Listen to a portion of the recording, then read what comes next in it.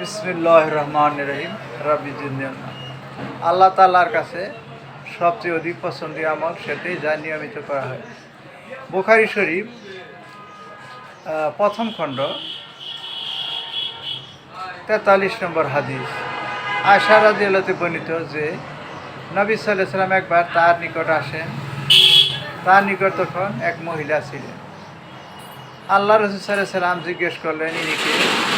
আয়েশা রাদিয়াল্লাহু উত্তর দিলেন, অমুক মহিলা। এ বলে তিনি তার সালাতে উল্লেখ করলেন। আল্লাহ রাসূল সাল্লাল্লাহু আলাইহি ওয়াসাল্লাম বললেন, থামো, তোমরা যতটুকু সামর্থ্য রাখো ততটুকুই তোমাদের করা উচিত। আল্লাহর শপথ, আল্লাহ তাআলা ততক্ষণ পর্যন্ত সওয়াব দিতে বিরত হন না যতক্ষণ না তোমরা নিজেরা পরিশ্রান্ত হয়ে পড়ো। আল্লাহ নিকট অধিক পছন্দনীয় আমল সেটাই যা আমলকারী নিয়মিত করে। আরও আছে মুসলিম শরীফ, আহমদ।